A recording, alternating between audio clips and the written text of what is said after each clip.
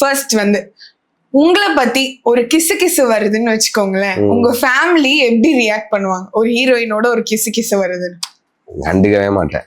சீரியஸா நம்ப மாட்டாங்க. இன்னும் இப்படி வருது அப்படிலாம் சொல்ல மாட்டாங்க. அது வந்து ஒரு இண்டஸ்ட்ரியில இருக்கிறவங்க எக்ஸ்பெக்ட் பண்ணி தான் ஆகணும். உங்களை பத்தி கிசு வருது, எமோஷனல் ஆயிட்டீங்க, என்ன உடஞ்சு போயிட்டேன்னா நீங்க இதுக்குள்ள வரக்கூடாது. நீங்க உங்களை பல கோடி மக்கள் வியந்து பாக்குற ஒரு இண்டஸ்ட்ரியில இருக்கீங்க. எல்லாருக்குமே உங்களை பிடிக்கணும்னு எல்லாம் இல்ல. அதனால உங்களை பிடிக்காதவங்க இருப்பாங்க, உங்களை பிடிச்சவங்க அதிகமா இருப்பாங்க. பிடிக்காதவங்க கிட்ட வரும். பின்ன இந்த இந்த கிரிட்டிசைஸ் பண்றதெல்லாம் ஓகே. ரூமர்ஸ்ன்றது வந்து அது ஒரு ஆர்ட். அது அவங்க ஒரு குரூப் இப்போ வெர்ச்சுவல்ல வந்து அது வந்து ஒரு ஆர்ட். நீங்க யாரை பத்தி வேணா மீம் போடலாம், சிரிக்கலாம், ஃபன் ஆகும். சீரியல்ஸை பத்தி எவ்வளவு மீம்ஸ் வரும். எனக்கு தெரிஞ்சு நம்ம சீரியல் தான் கொஞ்சம் தப்பிச்சு போயிட்டு இருக்கு ப்ராக்டிகலி போனதுனால. ரொம்ப ட்ராமாட்டிக்கான எல்லாம் ஒன்றும் கிடையாது நம்ம சீரியல்ல பொறுத்த வரைக்கும். அது அது அஃப்கோர்ஸ் அதோட கிரெடிபிலிட்டி வந்து ரைட்டருக்கும் டைரக்டருக்கும் ப்ரொடியூசருக்கும் தான். பிகாஸ் எல்லாருமே சினிமா ரிலேட்டடான ஆளுங்க. நம்மளோட சீரியல் பேட்டர்ன் ஷூட்டிங்கே இல்லை. நம்மளது சினிமா மாதிரி தான் நாங்க எடுக்கிறோம். ஏன்னா சினிமால 3 சீன் எடுப்பாங்க, நாங்க ஒரு 8 சீன் எடுப்போம். அந்த மாதிரி நந்தகுமார் சார் அவர் வந்து அவரு ரஜினி சார், கமல் சார், கரிஷ்மா கபூர்னு அப்படி பெரிய லெவல்ல ஒர்க் பண்ணிட்டு இருந்தாலும் பி வாசுவாரோட அசோசியேட், சீஃப் அசோசியேட், இண்டிபெண்டன்ட் அவரும் விஜயகாந்த் சார் கேப்டன் எல்லாம் வச்சு படம் பண்ணியிருக்காங்க. இப்போ அந்த மாதிரி பெரிய ஒரு எக்ஸ்பீரியன்ஸ்டு டைரக்டர் எங்களுக்கு கிடைச்சிருக்கு. அது பெரிய ஒரு வரம், இதோட பெரிய வரம் அது. அதே மாதிரி ரொம்ப ஃபிளெக்சிபிளான, ரொம்ப கம்ஃபர்டபுளான, ரொம்ப கேரிங்கான, ரொம்ப கான்சியஸான ஒரு நல்ல ப்ரொடியூசர் எங்களுக்கு அன்பண்ணா. அண்ட் ரைட்டர் குமரன் அண்ணா, he is also from cinema. Sundar C சாரோட அந்த group. Yeah, so everyone like சினிமால இருந்து வந்ததுனால சினிமா மாதிரி ஒர்க் பண்ணுவாங்க. என்னோட ஆசையும் அப்படி போன்றதுனால என்னோட ஆக்ஷன்ஸும் சின்சியாரிட்டி அபவுட் மை சீன்ஸ்ல அப்படி இருக்கும். நாங்க வந்து எல்லாத்துலயும் ஒரு காம்படிஷன் இருக்கும், ஒரு ஹெல்த்தியான காம்படிஷன் இருக்கும். இப்போ எனக்கும் சுவாதிக்கும் இருக்கும், எனக்கும் பிரீத்திக்கும் இருக்கும், எனக்கும் நந்தகுமார் சார் இருக்கும். அது என்னடா டைரக்டருக்கும் ஆக்டருக்கும் என்ன காம்படிஷன்னா அது இல்லை. சார் கொடுக்கறத த பெஸ்டா பண்ணணும்ட்டு நம்ம ஒரு முடிவு பண்ணுவோம், ஒரு ஆக்ஷன் பிளே பண்ணுவோம்ல, அதே மாதிரி. ஸோ திஸ் இஸ் லைக் அப்படி இருக்கிறதுனால it's good one. Okay, Devayani ma'am பத்தி எங்களுக்கு தெரியாத ஏதாவது ஒரு secret? she is very emotional type, very close to family. அவங்களுக்கு ஃபேமிலி தான் மிக முக்கியம் முதல்ல. மற்றபடி she is very transparent. நீங்க வெளியில பாக்குற தேவயானி மாமோட அந்த அடக்கம், அந்த காம்னஸ், அந்த கியூட்னஸ், இது எல்லாமே தான் அவரு. அவரு வெளியில இருக்கிறதுக்கும் உள்ள அவரோட பர்சனாலிட்டிக்கும் பெரிய சேஞ்சஸ் எல்லாம் ஒண்ணும் இல்ல. ஓகே, அண்ட் 3 முடிச்சுல நீங்க யார்கிட்ட ரொம்ப க்ளோஸ்? இந்த சீரியல் செட்ல ஐ வெரி க்ளோஸ் வித் டாட், அருணாச்சலம், சுவாதி, ப்ரீ, எல்லாருமே தான் வெரி க்ளோஸ்ன்னு சொல்லிட்டு. என்னோட ரூம்ல நாங்க 3 பேர் தான், நானு, டாடி, மாமா, அண்ட் ஆஃப்கோர்ஸ் விவேக். சுவாதி எல்லாம் வந்து ஷார்ட்ல வருவாங்க. இடையில எல்லாருமே கேலப்பியா, நல்லா ஹாப்பியா ஃப்ரெண்ட்ஷிப்பா தான் இருக்கும். ஓகே, சோ நீங்க 4 பேரும் வந்து ஒரு பட்டீஸ் மாதிரி ஒரு ரூம் ஷேர் பண்றதுல ஏதாவது ஃபன் எல்லாம் நடக்குமா? ஃபன்னெல்லாம் அது நார்மலாவே நடக்கும். நாங்க நாட் ஓன்லி எங்க 4 பேருக்கும், மொத்த டீமுக்கும் நடக்கும். ஈவன் சுவாதி, பிரீத்தி எல்லாருமே இருக்கும்போது அது பயங்கர ஃபன்னா இருக்கும். Kiruthika, Lavanya, everyone. இப்ப வந்திருக்காங்கல்ல நம்ம புது Ranjith character, Pandian character, they are very close. Okay, ஃபன்னா இருக்கும், பயங்கர ரசமா இருக்கும் அது. ஆனா எப்பவுமே ரூமுக்குள்ள மட்டும் ஃபன்னுன்றது எல்லாம் கிடையாது. செட்ல ஒரு ஜாலியா தான் போகுது. நீங்க வந்து விஜய் அவர்களுக்கு நிறைய ஆதரவு வந்து கொடுத்துட்டு இருக்கீங்க. சப்போஸ் இப்போ சிஎம் விஜய் வந்து நீங்க பாத்தீங்கன்னா என்ன சொல்லுவீங்க அவர்கிட்ட? என்ன சொல்றதுன்னா, கங்க்ராச்சுலேஷன் தான் நான் சொல்லுவேன் ஃபர்ஸ்ட். அதுதானே சொல்ல முடியும். பிகாஸ் நம்ம வந்து எனக்கு பெரிய சந்தோஷம் அவரு இதானது, அது உண்மைதான். ஏன்னா சின்ன வயசுல இருந்தே நான் வந்து இந்த பொலிட்டிக்ஸுக்காக பேசல. சின்ன வயசுல அவரை பார்த்துதான் நம்ம சினிமாக்கு வரணும்னு ஆசைப்பட்டது. Fan boy. அவரே அந்த சினிமால எல்லாம் பார்த்த அந்த பிளே எல்லாமே வந்து இப்போ நடந்து இப்போ கூட 14 days மேல ஆயிடுச்சு. ஒவ்வொரு அவரோட ஆக்ஷன்ஸும் வந்து நிறைய சினிமா ரிலேட்டடான மாதிரியும் இருக்கும். பயங்கரமான ஹாப்பி, சந்தோஷம். அதுதான் நம்ம அதுக்கு மேல என்ன சொல்ல முடியும். Very happy. அதுதான் அவரை பார்த்தா ஓகே, அது போதும். ஃபர்ஸ்ட் பேச முடியுமான்னு கூட தெரியல எனக்கு. ஓகே. அண்ட் ஐ திங்க் உங்க அம்மாவா பண்றவங்க அவங்க விஜய் அவர்களுக்கு ரொம்ப க்ளோஸ், பிரீத்தி. சோ அவங்க கிட்ட வந்து நீங்க கேட்டிருக்கீங்களா something about Vijay or something? கேட்க மாட்டேன்னு நினைக்கிறீங்களா? கேட்டிருக்கீங்க. அப்ப என்ன கேட்டிருக்கீங்க, என்ன சொல்லுங்க. இல்ல நாங்க இப்போ ரீசெண்டா பேசினது பொலிட்டிக்ஸ் தான். அவரோட என்ட்ரி, அவர் எடுத்து பண்ண போறது, இல்ல அவர் என்ன பண்ண போறாங்க, அவரு அந்த விஷயங்கள் எல்லாம் எங்களுக்குள்ள நாங்க பேசுவோம். இது இல்லாம நான் வந்து நீங்க உங்க வீட்டுக்கு வருவாங்களா, இல்ல நீங்க போவீங்களா, என்னென்ன பண்ணுவீங்க, அவரு வந்தா எப்படி இருக்கும், வந்தா என்ன பண்ணுவேன், அதெல்லாம் கேட்பேன். ஜென்ரலா இருக்கும் டாக். ஓகே. சோ இப்போ 3 முடிச்சுல உங்களுக்கு ரொமான்ஸ் போர்ஷன்ஸ் அதிகமா வைக்கணும்னு ஆசை இருக்கா இல்லையா? அதிகமா எல்லாம் வேண்டாம், நார்மலா வந்தாலே போதும். பிகாஸ் ரொம்ப ஆயிடுச்சு இல்ல, நம்ம வந்து இந்த ஒரு 3 ஆர்க்கிலேயே இருந்து சுந்தரவல்லி நந்தினியை திட்டுறது, சூர்யா அங்க வந்து காப்பாத்திட்டு போறது, திருப்பி சூர்யா போனதுக்கு அப்புறம் சுந்தரவல்லி மறுபடியும் வந்து திட்டுறது, இந்த ஒரு இதுல இந்த பிளே தான் போயிட்டு இருக்கு. மக்களுக்கும் ரொம்ப சுவாரஸ்யமா இருக்கு. ஆனா அவங்களும் ஏங்குறாங்க இப்போ வந்து எப்பதான் இவங்க 2 பேரும் லவ் பண்ணுவாங்க. எபிசோடு வந்து மோர் தேன் 550 ஆயிடுச்சு, இனிமேலும் எப்போ அப்படின்ற ஒரு கேள்விகள் மக்கள் கிட்ட இருந்தும் இருக்கு. இப்ப அது எனக்கும் ஒரு மாதிரி ஆகுது. லைக் எவ்வளவுதான் இப்போ இனிமே என்ன 1000 எபிசோட்ல தான் நானே கேட்டேன் ரைட்டர் கிட்ட, இனிமே எப்போ நான் 1000 எபிசோட்ல தான் வந்து லவ் வருமா அப்படின்னு. இல்ல கொஞ்சம் இந்த பிளே நல்லா இருக்கு, சுவாரஸ்யமா இருக்கு, இதுல ஒரு இன்ட்ரெஸ்ட் இருக்கு மக்களுக்கு. அடுத்த கட்டம்ன்றது அதுதான் ரொமான்ஸ் தான். அண்ட் இந்த சீரியல்னால நீங்க நிறைய ஆப்பர்ச்சுனிட்டிஸ் ஏதாவது மிஸ் பண்ணிருக்கீங்களா? அதுக்கு ஏதாவது ரிக்ரெட் பண்ணிருக்கீங்களா? No, this is the biggest ஆப்பர்ச்சுனிட்டிங்க. எனக்கு இப்போ இருக்கிற என்னோட லைஃப்ல எனக்கு கிடைச்ச பிக்கஸ்ட் ஆப்பர்ச்சுனிட்டி 3 முடிச்சுதான். இதுதான் என்ன நீங்க உங்களை மாதிரி ஆளுங்களை என்ன இன்டர்வியூ எடுக்க வர வைக்கிறது, இவ்வளவு மக்களோட பாசம் எனக்கு கிடைச்சது. ஸோ எப்படி இதுக்கப்புறம் ஐ மீன் இதுல நின்றுக்கிட்டு அடுத்து நம்ம வந்து ஒரு விஷயம் பண்ணணும்னு எனக்கும் ஆசை, என் மக்களுக்கும், என்னை பிடிக்கிற மக்களுக்கும் ரொம்ப ஆசைப்படுற ஒரு விஷயம் இருக்கு. அது கூடிய சீக்கிரம் நடக்கணும். அதுக்கான முயற்சிகளும் நம்ம பண்ணிட்டு இருக்கோம். ஆனா ப்ரையாரிட்டி எப்பவுமே 3 முடிச்சுக்கு இருக்கும். என்ன நானா ஆக்குனதுக்கான அந்த நன்றி. ஓகே. அண்ட் ரோஜா 2 நீங்க பண்ணும்போது ஆக்சுவலி அது 1 வந்து ரொம்ப ரீச் ஆச்சு, ஆனா 2 அந்த அளவுக்கு இல்ல, சீக்கிரமே வந்து முடிச்சிட்டாங்க. சீரியல் இல்ல, இது சீரிஸ் தானே. நான் பண்ணது 100 எபிசோட் சீரிஸ் பண்ண, சீரியல் கிடையாது, சேனல்ல கிடையாது. பட் அதோட கண்டினியூட்டி தான். ஆனா நான் வந்து என்ன தப்புன்னு நான் என்ன பாக்குறேன்னா, ரோஜான்னு நீங்க பண்ணி இருந்திருக்க கூடாது. ஏன்னா ரோஜாக்குன்னு நீங்க செட் பண்ணி வச்சிருக்கிற ஒரு பஞ்ச் ஆஃப் பீப்புளோட ஃபேன்ஸ் இருக்கு. அது அந்த ரோஜாக்குன்னு அந்த கேரக்டரைசேஷன், அந்த ஹீரோ கேரக்டர் ப்ரோட்டகனிஸ்டுக்கு ஒரு குரூப், ஒரு பெரிய ஃபேன் பேசஸ் இருக்கு. அந்த ரோஜான்ற கேரக்டருக்கு ஒரு ஃபேன் பேசஸ் இருக்கு. அந்த ஜோடிக்குன்னு பெரிய ஃபேன் பேஸ் இருக்கு. Shibu and Priyanka. What? Shibu and Priyanka. அப்போ இப்படி ஒரு காம்பினேஷன், சக்சஸ்ஃபுல் காம்பினேஷன்ல இருந்து அடுத்த சீக்வல் மாதிரி எல்லாரும் பார்க்க ஆரம்பிச்சுட்டா. ரோஜா 2ன்னு வரும்போது சீக்வல் தானே பார்ப்பாங்க. அதுல அப்போ மெயின் கேரக்டரே இல்ல, நான் தான் வரேன். அதுலயே மேபி டிசப்பாயிண்ட் ஆயிருக்கும் மக்கள். நான் என்ன சொல்றேன், அந்த கதையே நீங்க ஜென்ரலான ஒரு ஸ்டோரியா அதே ஹீரோயினை வச்சு கூட என்ன வச்சு எடுத்திருந்தேன்னா இவ்வளவு விமர்சனங்கள்னா இப்ப நீங்க கமெண்ட்ஸை பாத்தீங்கன்னா தெரியும். we are support. ஆமா அஃப்கோர்ஸுங்க. இப்போ நான் வந்து 3 முடிச்சு பண்ணிட்டு இருக்கேன், நம்பர் 1ல போயிட்டு இருக்கு. சூர்யா வந்து இவ்வளவு பேசப்படுது. நீங்க யோசிச்சு பாக்குறீங்களா என்ன தவிர இன்னொரு சூர்யாவை? யோசிச்சு பாருங்க, கஷ்டம்தான் உங்களுக்கு. அது எனக்கே நான் ரெகுலரா பாத்துட்டு இருக்கிற ஒரு விஷயத்த மாத்தி பண்ணும்போது ஒரு டிஸ்ட்ராக்ஷன் வரும் இல்லையா? அது அஃப்கோர்ஸ் அந்த ப்ராஜெக்டுக்கு அது பெரிய ஒரு அடியா வந்திருக்கு.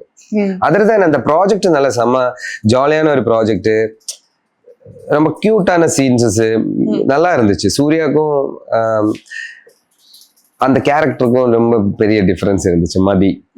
மதின்னு தான் அந்த கேரக்டர் நேம்.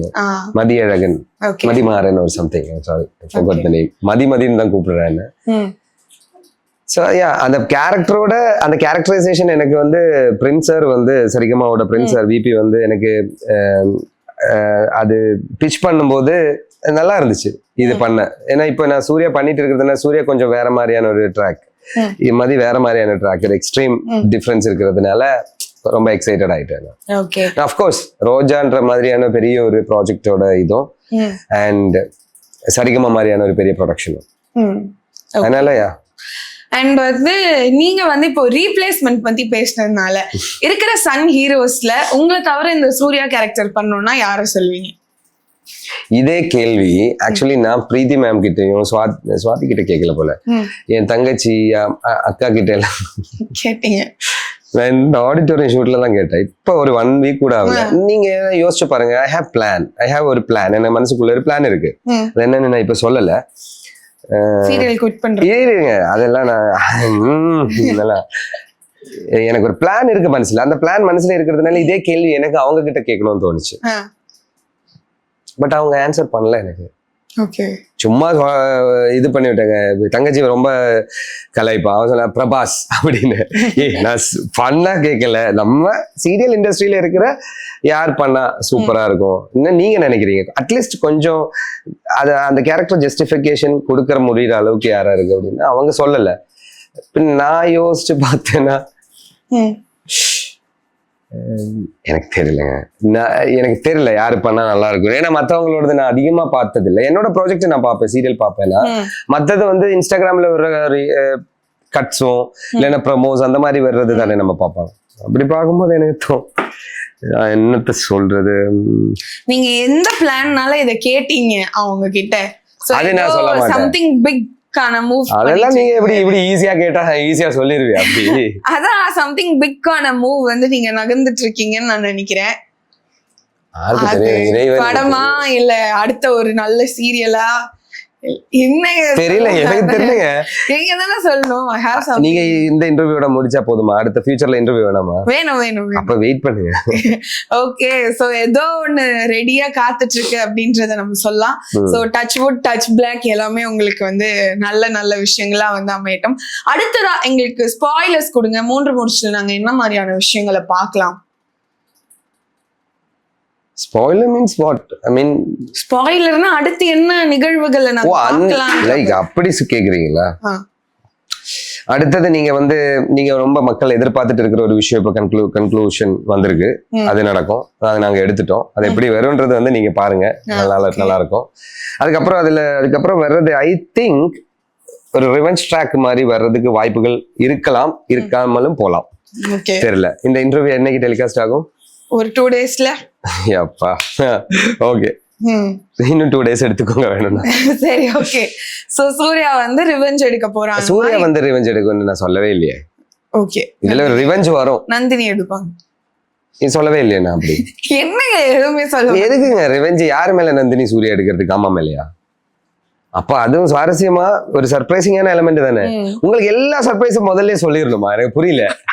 ஒரு கியூரியாசிட்டி இருக்கும். அது அடுத்த இன்டர்வியூக்காக நாங்க போட்டு விடுற பிட் ஆகும் இல்லையா? ஓகே. அண்ட் என்னைக்காவது வந்து சீரியல்ல பார்த்து என்னடா இது டிஆர்பி நல்லா போலன்னு ட்ராக் மாத்தின, என்னடா இப்படி மாத்துறீங்கன்னு நினைச்சிருக்கீங்களா? டிஆர்பி தான் டவுன் ஆகலையே எங்களுக்கு. இல்ல சொல்றேன், ஸ்டார்டிங்லயா இருக்கட்டும். ஸ்டார்டிங்ல இருந்து நாங்க ஃபர்ஸ்ட் வரும்போது ஃபியூ வீக்ஸ்ல சிங்கப்பெண்ணே தான் அது அவரு கண்டினியூ பண்ணிட்டு இருந்தாங்க. ஒரு சம் பாயிண்ட்ல நாங்க ஏறிட்டோம். அதுல இருந்து நாங்க தான் கன்சிஸ்டன்டா போயிட்டு இருக்கோம். அதனால ஆஃப்கோர்ஸ் சில சீரியல்ல நம்ம சில விஷயங்கள் பண்றதுனால சில ரிப்பீட்டேஷன்ஸ் வரும். சில சீன்ஸ் இதே டைலாக் போய் இது பேசினானே, இது ஆல்ரெடி பேசின விஷயம் தானேன்னு சில இடத்துல எல்லாம் நமக்கு யோசிக்க வேண்டிய மாதிரி வரும். அது பட் அது சீரியலோட ஃபேட், அது ஒன்றும் பண்ண முடியாது நம்மளால. அண்ட் உங்களோட பாடி சீக்ரெட்ஸ் எல்லாருக்குமே வந்து தெரிஞ்சுக்கணுங்க. பாடியை வந்து நீங்க அவ்வளோ மெயின்டைன் பண்றீங்க. ஸோ உங்களோட டயட் ரொட்டீன் வந்து எங்களுக்கு சொல்லுங்க. என்ன சாப்பிடுவீங்க? ஸ்பெசிஃபிக்கா டயட் இருக்கீங்களா? டயட்ல ஆல்மோஸ்ட் என்னோட லைஃப் ஸ்டைல் டயட்டு தான். பட் எனக்கு பிடிச்சதெல்லாம் நான் இடையில எல்லாம் சாப்பிடுவேன். இதுதான் சாப்பிடணும்னு அப்படி கீட்டோ டயட் மாதிரி எல்லாம் இல்லை. என்னோட டயட் பிளான் எப்படின்னா low corp, high protein, high fibre. எது சாப்பிட்டாலும் இந்த ஒரு கால்குலேஷன்ல சாப்பிடுவேன். ஓகே. சம்டைம்ஸ் ரொம்ப வர்ஸ்டாவும் சாப்பிடுவேன். ஓகே. சோ உங்களோட சீட் டேனா நீங்க என்ன சாப்பிடுவீங்க? ஜங்க் தான். டோட்டல் ஜங்க் தாங்க. ஸ்வீட்டா காரமா? ஸ்வீட் கிரேவிங்ஸ் எனக்கு அதிகமா இருக்கிற ஆளு தான். அது நான் சாப்பிடுவேன். ஓகே. பிட்சா, பர்கர்ஸ் எனக்கு ரொம்ப பிடிக்கும். Worst food. பட் அது எனக்கு ரொம்ப பிடிக்கும்.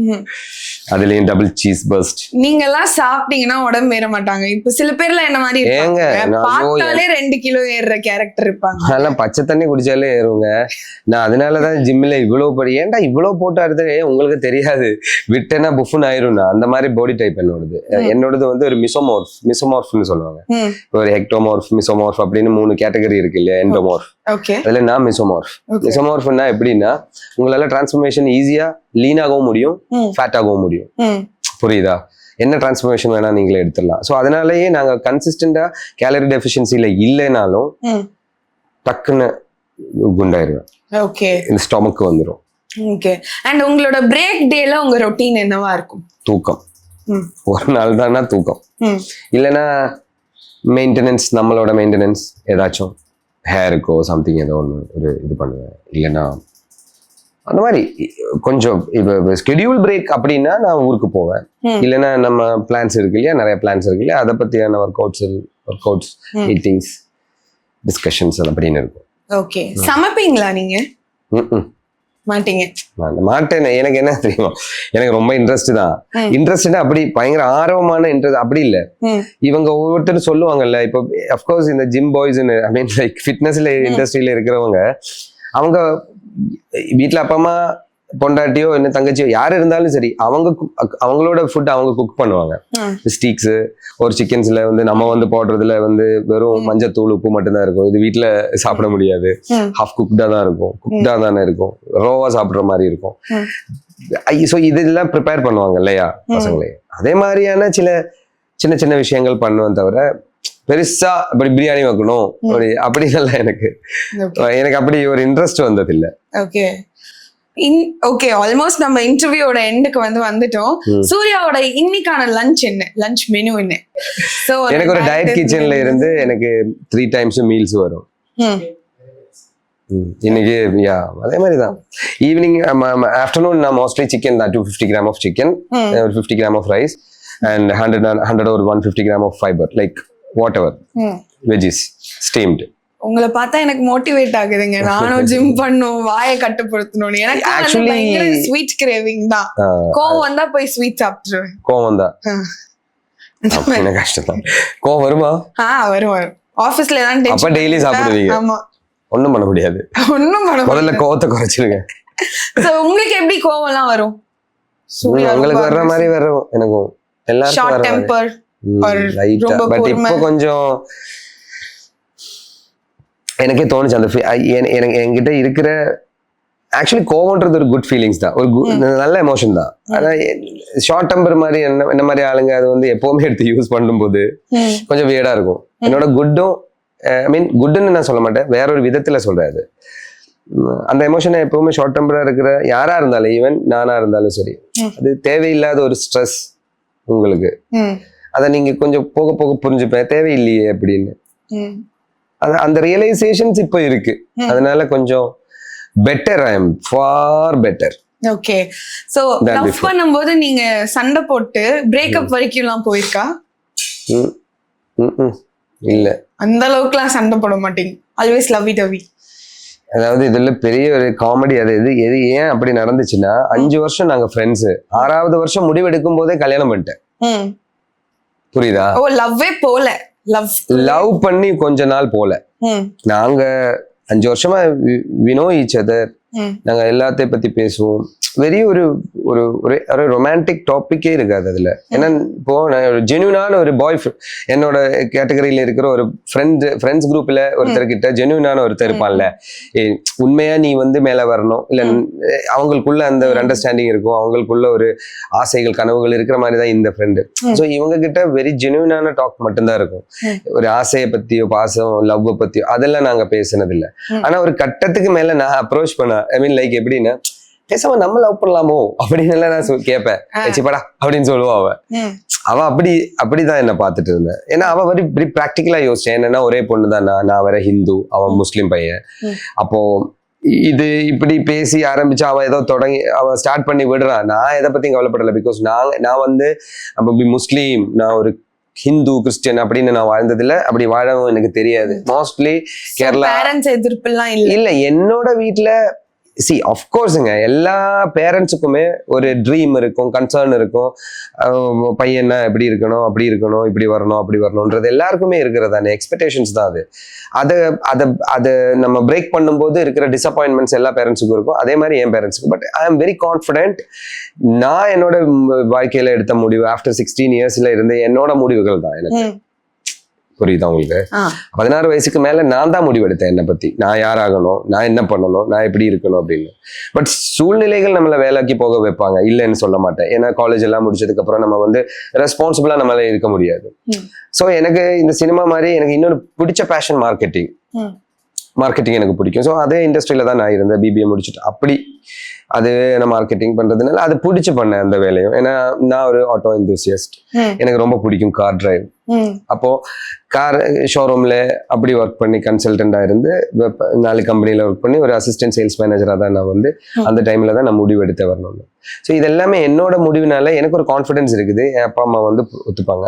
எனக்கு தெரியாது ஸ்ருதியோடது, ஆனா அவங்க பேரண்ட்ஸ் எனக்கு தெரியும். ஒரு ஆன்டி அங்கிள் ரிலேஷன்ல எனக்கு தெரியும். பட் அதையும் தாண்டி அவங்க பொண்ணை எனக்கு கொடுக்கணும், அது எப்படி இருக்கும் அப்படின்னு எல்லாம் தெரியாது. எஸ்பெஷலி அவங்க அம்மா வந்து வெரி ஆர்த்தடாக்ஸ் ஃபேமிலியில பிறந்தவங்க. அப்பா வந்து வெரி ஃபார்வர்ட், லைக் அவங்க ஃபேமிலியே பயங்கரமான எஜுகேட்டடான, எல்லாருமே பல இடத்துல இருக்கிறவங்க. அவங்க வந்து they are okay with this அங்க அப்படின்னு எனக்கு தோணுச்சு. அதே மாதிரி தான் இருந்ததும் ப்ராக்டிகலி. ஸோ அந்த டிசப்பாயின்மெண்ட்ஸ் கொடுத்தது தவிர இம்மீடியட்டா அதை ரீகனெக்ட் ஆயிடுச்சு. ஓகே எனக்கு பிடிச்சிருக்கு, அதானே நமக்கு எண்ட் ஆஃப் த டே. அது அவங்க என்னோட பேரண்ட்ஸ் ஆசைப்பட்டாங்க, அவங்க பேரண்ட்ஸ் ஆசைப்பட்டாங்க, சரி ஓகே அவங்களுக்கு என்னமோ அதானே. வெரி ப்ராக்டிக்கலா இருந்துச்சு அண்ட் வெரி சொல்லல, அது ஒரு பெரிய லக். எனக்கு அந்த ஸ்ட்ரகிள்ஸ் எல்லாம் இல்லை. ஓகே அப்படின்னு கல்யாணம் பண்ணி வச்சேன். It's good to know. And ஆக்டரா இருக்கும்போது உங்களுக்கான ஸ்ட்ரகிளிங் ஃபேஸ் நிறைய இருந்திருக்கும். ஸோ இந்த ஒரு டே லைஃப்ல வரவே கூடாது திருப்பி நீங்க நினைக்கிற ஒரு டே இருக்கா? இல்ல, அது அப்போ இருக்கும். அந்த ஒவ்வொரு சிச்சுவேஷன்லயும் நமக்கு இருக்கும்ப்பா இப்படி மாதிரி ஒரு சிச்சுவேஷன் வரக்கூடாதுடான்னு. அதையெல்லாம் தாண்டி நம்ம வந்ததுக்கு அப்புறம் யோசிக்கும் போது அதுவும் ஒரு ஃபீல் குட்டா இருக்கும். அதுவும் வேணும் இல்ல வாழ்க்கையில. நீங்க ஜெயிச்சுக்கிட்டே மட்டும் இருந்தேன்னா உங்களுக்கு தோல்வி என்னன்னு தெரியாது. நீங்க தோத்துக்கிட்டு ஜெயிக்கிறது தான் பெஸ்ட்னு நான் சொல்லுவேன். உங்களுக்கு அப்ப தெரியும் தோத்தா நீங்க எப்படி போவீங்க, அது என்ன பண்ணணும்ன்ற ஒரு பேலன்சிங் உங்களுக்கு இருக்கும் இல்லையா? ஸோ அதனால இப்ப கடந்து வந்ததுனால எனக்கு அவ்வளவு பெரிய ஒரு டிசாஸ்டர் எல்லாம் நடந்த பை காட் கிரேஸ் எனக்கு எதுவுமே அப்படி வரக்கூடாதுன்னு எல்லாம் யோசிக்கிற அளவுக்கு இல்லை. சின்ன சின்ன ஸ்ட்ரகிள்ஸ் சர்க்கம்ஸ்டான்ஷியலி வந்த அப்பப்போ இருந்த தருணத்துல இருந்த டிப்ரெஷன்ஸு, ப்ரெஷரு, கன்ஃபியூஷன்ஸு, ஸ்ட்ரெஸ்ஸு, கன்ஃபியூஷன்ஸ் இருந்தா எப்படி நம்ம எடுத்த முடிவுகள் சரியா, நம்ம வயசு போகுது, நம்ம கரியர் ஒன்று வர விட்டுட்டு வர வந்திருக்கேன், அப்பா அம்மாவை நம்ம இன்னும் கன்வின்ஸ் பண்ணல, நான் என்ன பண்ணிட்டு இருக்கேன்னு அவங்களுக்கு தெரியல, என்ன நம்பி ஒரு பொண்ணு வந்திருக்காங்க, அவங்கள அடுத்து நான் அவங்க எவ்வளோ பெரிய குட் ஃபேமிலியா இருந்தாலும் ஆம்பளையா நம்ம என்ன யோசிப்போம், நம்ம ஃபேமிலியை நம்ம காப்பாற்றணுன்ற ஒரு ஈகோ இருக்கும். ஈகோ இல்லை, அது ஒரு கௌரவம் இருக்கும் நமக்கு. ஆம்பளை நம்ம தான் நம்ம பேரண்ட்ஸ், நம்ம பேரண்ட்ஸையும் சரி, நம்மளை நம்பி வந்த பொண்டாட்டியும் சரி, நமக்கு பிறக்கிற பிள்ளையும் சரி, நம்ம தான் பார்க்கணும்னு இருக்கு. இப்போ எனக்கு அதெல்லாம் நடக்குது. பட் அதுதான் அது ஒரு டைம்ல வந்து அவங்களுக்கு என் மேல இருந்த அவங்களெல்லாம் இப்படி பண்ண இப்படி செட்டில் டவுன் பண்ண வச்சுட்டேன். ஐ மீன் லைக் நான் செட்டில் டவுன் ஆனேன். ஓகே பையன் நினைச்ச அளவுக்கு வந்துட்டாங்க, எல்லாரையும் கரெக்டா பாக்குறாங்கன்ற ஒரு இது இருக்கிறதுனால I am very happy. Okay, so இந்த சீரியலுக்கு அப்புறம் உங்களை சினிமால பார்க்கலாமா? நீங்க தான் சொல்லுங்க, அதுக்கான ஸ்டெப் பார்க்கலாமா இருக்கீங்க. முயற்சி தான் என்னோட ரத்தமும் செதையும் அப்படின்னு ஏதோ சொல்லல, ஃப்ளஷ் அண்ட் பிளட் கொடுத்து நான் வந்து அதுக்காக முயற்சி எடுக்கிற மக்கள் தான் முடிவு எடுக்கணும். எனக்கு அதை பத்தி கிளாரிட்டி இல்லை. நாளைக்கு பார்க்க முடியுமானா முயற்சி என்னோடது அதாவா இருக்கும். அவங்க தான் முடிவு எடுக்கணும். ஓகே, அண்ட் ஆக்டிங் தவிர உங்களுக்கு இருக்கிற டேலண்ட் என்ன? ஒன்றும் இல்லை. Singing, dancing, instrument? டான்ஸ் பண்ணுவேன் நானு. ஆனா ஒரு டான்சர் வந்துட்டு டான்ஸ் பண்ணுவேன்னா அதெல்லாம் தெரியாதுப்பா. நம்ம டான்ஸ் பண்ணுவோம், சினிமாக்கு என்ன வேணுமோ அது நான் பண்ணுவேன். கான்ஃபிடன்ஸ் இருக்கு. நீங்க என்ன இதுன்னு இல்லை, நீங்க என்கிட்ட கேட்டா என்ன இருக்குன்னு கேட்டா எனக்கு தெரியாது. பட் நீங்க என்ன சேலஞ்ச் பண்ணாலும் நான் அது பண்ணுவேன். Instrument, mimicry? இன்ஸ்ட்ருமெண்ட்ஸ் எல்லாம் இல்லை, மிமிக்ரியும் கிடையாது. ஓகே, அதெல்லாம் சின்ன வயசுல ட்ரை பண்ணியிருக்கேன். சினிமாக்கு வர்றதுக்குன்னு ஒரு ஆர்வம் இருக்கும் இல்லையா? இப்போ இதுல போறதுக்கு என்ன பண்ணலான்னு நம்ம யோசிக்கும் போது இந்த வழியெல்லாம் இருக்கு அப்படின்னு நம்ம வந்து ட்ரை பண்ணி பார்ப்போம். இந்த மாதிரி பேசியெல்லாம் அப்பவே நமக்கு தெரியும். வாய்ஸ் வந்து எடுப்பீங்களா அப்போ? யாரும் இல்ல மலையாளத்துல சொல்றேன். ட்ரை பண்ணுங்க அப்போ. இல்லைங்க, அதான் சொல்றேன், அது ட்ரை பண்ணதோட முடிவு எடுத்துட்டேன் நான். வேணாம் இது நம்மளது கிடையாது அப்படின்னு. அது ஒரு தனிப்பட்ட கலை. அது மிமிக்ரி பண்றதுன்றது பெரிய டேலண்ட், அது ஒரு டேலண்ட். ஓகே, சோ ஃபைனலி எங்க ஆடியன்ஸ்க்கு நீங்க என்ன சொல்ல ஆசைப்படுறீங்க? சூர்யாவா இல்ல நியாஸா? Nothing else. நீங்க இப்ப கொடுத்துட்டு இருக்கிற ஆதரவு, அன்பு, உங்களோட இந்த சப்போர்ட், இதுவே பெரிய விஷயம். அதுவே நீங்க தொடர்ந்து கொடுத்துட்டு இருங்க. உங்களை என்டர்டெயின் பண்றதுக்காக நான் இருக்கேன். சீரியல் மாதிரி அடுத்த ஒரு முயற்சி நான் எடுத்தாலும் அதுக்கும் என்ன சப்போர்ட் பண்ணுங்க. Thank you and love you all. ஒரு முயற்சி நீங்க எடுக்க போறீங்க, அது என்னன்னு நீங்க சொல்லல. But anyways, from the bottom of my heart wishes உங்களுக்கு எல்லாம் பாசிட்டிவா நல்லதா வந்து நடக்கணும். ஏன்னா நீங்க பேசும்போது உங்களோட கடந்து வந்த பாதை இருக்கும்போது நீங்க எவ்வளவு வலி சுமந்து இன்னைக்கு ஒரு சக்சஸ்ஃபுல் ஆக்டரா, ஒரு சக்சஸ்ஃபுல் சூர்யாவா எல்லாரும் மனசுலயும் இடம் பிடிச்சிருக்கீங்க அப்படின்ற ஒரு விஷயம் வந்து தெரியுது. So all the best and best wishes. Thank you so much.